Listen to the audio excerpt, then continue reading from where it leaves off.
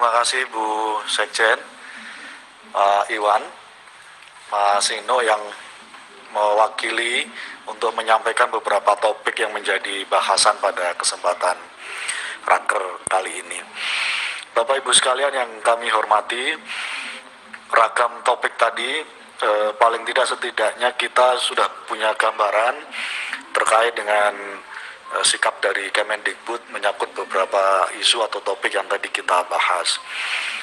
Karena itu kita masih ada waktu, kami persilahkan nanti dari teman-teman apakah semuanya atau diwakili fraksi atau dibebaskan dengan aturan yang seperti biasanya 5 menit ya.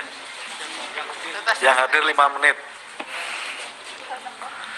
Prinsipnya sebagaimana kesepakatan dalam rapat internal komisi, semua agenda dari isu-isu ini, Mas Menteri, akan kami follow up dalam RDP selanjutnya untuk memastikan beberapa agenda sesuai dengan apa yang sudah kita putuskan.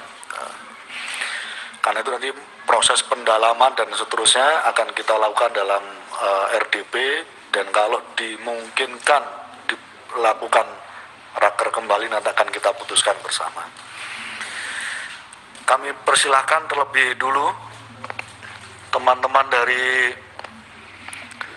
fraksi PDI Perjuangan.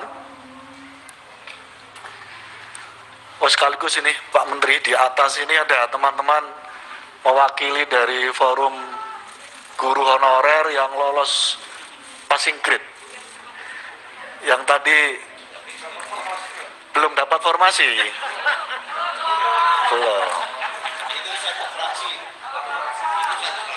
Tadi kabar baik dari Mas Menteri untuk teman-teman akan diperjuangkan dengan pansel yang sudah lolos passing grade tidak mengikuti tes lagi, supaya nanti kalau ada formasi langsung bisa masuk.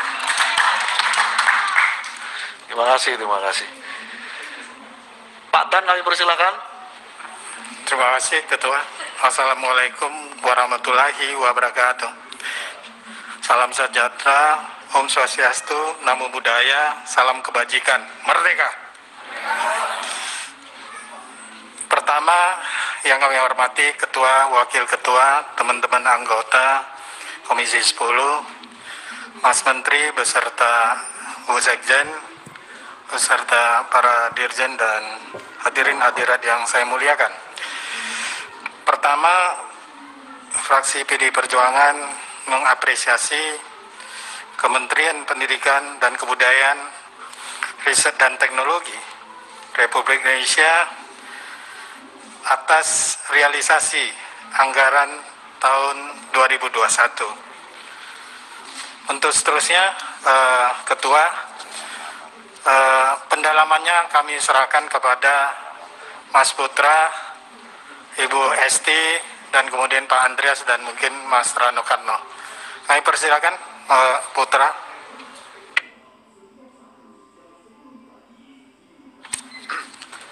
Baik, terima kasih. Pengantar-pengantarnya sudah disampaikan oleh Pak Ketua, saya langsung ke poin saja.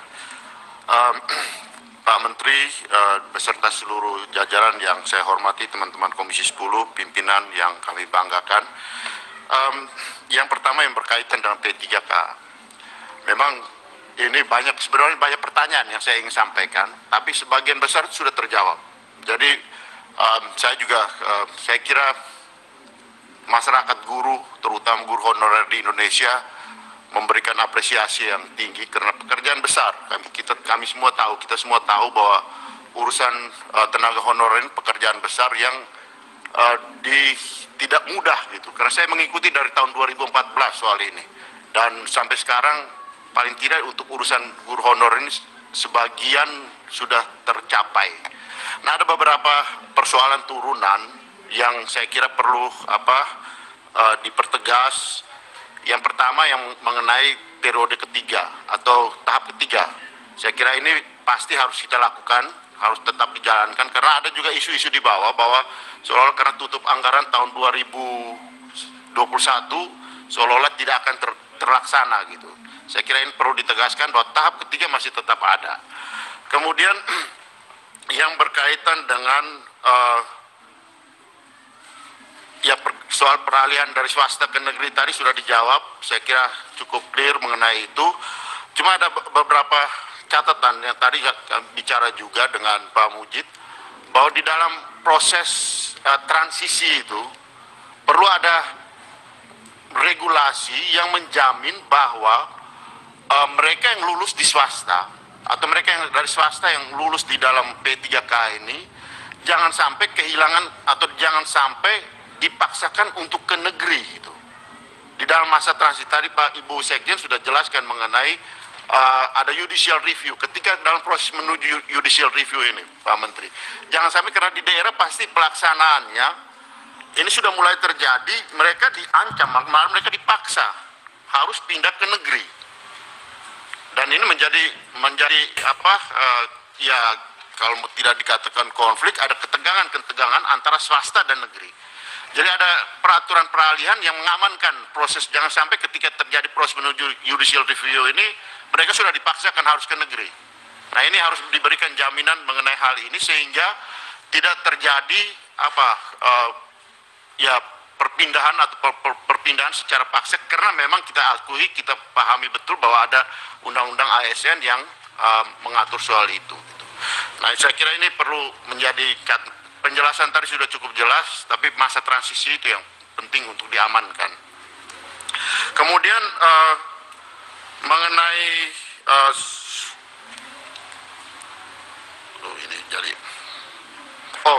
ada juga surat masuk ke kita soal DAU dari beberapa kabupaten, termasuk dari kabupaten saya, yang menyampaikan soal bahwa ini yang menyebabkan keraguan mereka untuk menyusun formasi, bahwa sudah ada jaminan bahwa akan guru P3K yang lolos ini akan gajinya dibayar oleh negara, oleh APBN, tapi di dalam kenyataan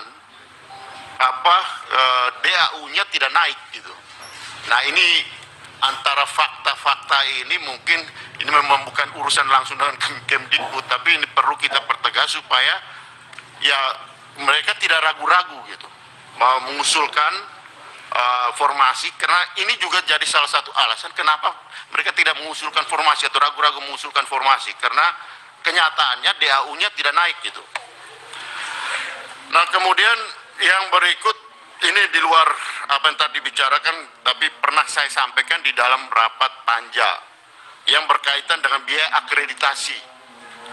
Biaya akreditasi yang dilakukan oleh akreditasi mandiri oleh LAM.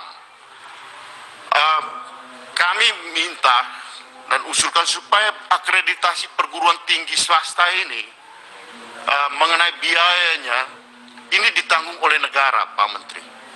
Karena jujur saja harus saya katakan, kalau ya saya di universitas swasta juga gitu, di Pak Menteri baru 2 hari yang lalu mengunjungi universitas kami. Kalau kami masih bisa bayar soal akreditasi ini. Tapi kalau melihat universitas perguruan tinggi di daerah-daerah yang kalau harus membayar untuk satu akreditasi, satu prodi 50 juta itu terlalu besar. Dan saya kira ini akan menjadi sangat beban untuk perguruan tinggi tersebut. Oleh karena itu kita minta supaya mengenai biaya ini ditanggung oleh negara.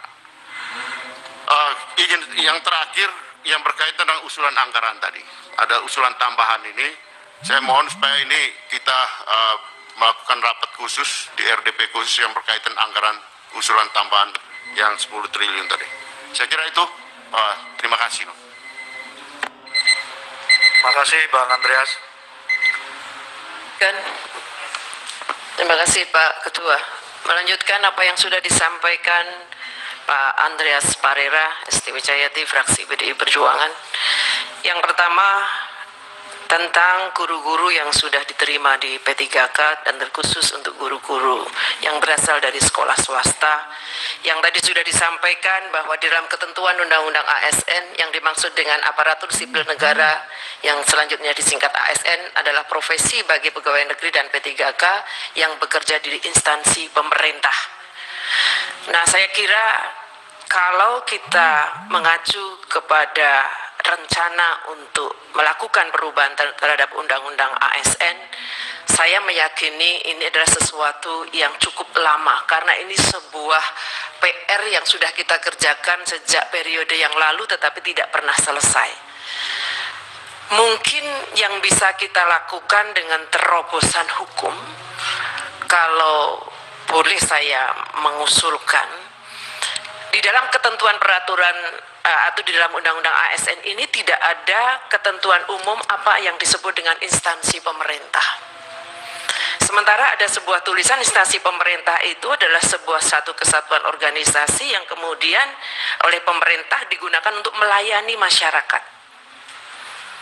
Mungkin tidak dengan terobosan digunakan peraturan pemerintah atau peraturan presiden yang kemudian bisa digunakan untuk menempatkan lulusan atau yang sudah lulus P3K dari sekolah-sekolah swasta. Kalau dulu ada istilah diperbantukan, kalau dulu. Nah, mungkin tidak itu kita lakukan dengan terobosan ini.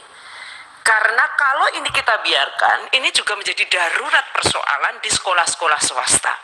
Karena banyak sekali, bahkan ada satu sekolah yang tinggal kepala sekolahnya saja, gurunya lolos semua di P3K. Tentu kita tidak membiarkan sekolah swasta mengalami hal ini. Jadi menurut hemat saya, terobosan terkait dengan undang-undang ini saya kira sangat diperlukan. Tidak menunggu perubahan undang-undang ASN. Dengan membaca undang-undang yang ada, tidak ada apa itu yang dimaksud ketentuan umum tentang instansi pemerintah. Tetapi ini mungkin bisa kita lakukan. Kira itu saja yang bisa saya sampaikan. Oh, terakhir, karena belum didit-didit, saya menyampaikan terima kasih. Oh, itu saya menyampaikan terima kasih dari Gunung Kidul. Ini luar biasa supaya orang punya persepsi yang oh ternyata ini memang luar biasa gerakan untuk 1 juta guru itu. Gunung Kidul itu dari 100% yang mendaftar yang lulus 85%. Dan yang tidak mendapat formasi hanya 8%. Ya, jadi saya kira ini perlu kita apresiasi. Terima kasih Gunung Kidul. Dan yang terakhir, tenaga kependidikan mohon di 2022 diperhatikan. Penjaga sekolah, kemudian TU, pustakawan, operator. Mohon itu dimasukkan formasi dan kita berjuang untuk formasi itu bersama-sama di daerah, kita mengusulkan kepada daerah. Kemudian di pusat, Pak Menteri ini juga mengusulkan formasi itu kepada Kementerian Menpan RB. Terima kasih. Terima kasih Bu Mei, pas ini Bu Mei. Terima kasih. Penjaga titit juga ini. Bang Putra? Bang Rano? Izin Pak Ketua. Silakan Bang Rano. Terima kasih Mas Menteri. Sebetulnya tadi saya berbisik dengan Mas Putra. Ini bisa diinterupsi nggak? Soal saya takut pertanyaan saya lupa. Dan ternyata betul lupa. Karena hari ini isunya sudah 1, 2, 3, 4, 5, 6, 7, 8 ditambah Pak Ketua. Nah bagi saya bukan berarti yang 7 tidak berguna, tapi yang utama itu pertanyaan bagaimana 1 juta guru, karena kita banyak kunjungan. Tadi Pak Sofyan sudah menyampaikan, Bu Esti sudah menyampaikan, saya hanya ingin merangkai kata-kata pendek di tengah kelupaan saya. Saya terkejut saat mendengar Mas Iwan mengatakan judicial review. Apa yang terjadi kalau misal terjadi judicial review? Apakah produk ini terus berjalan atau apa, atau akankah terjadi judicial review? Mungkin itu saja Pak Ketua. Saya nggak bisa ngerangkai kata-kata yang lain.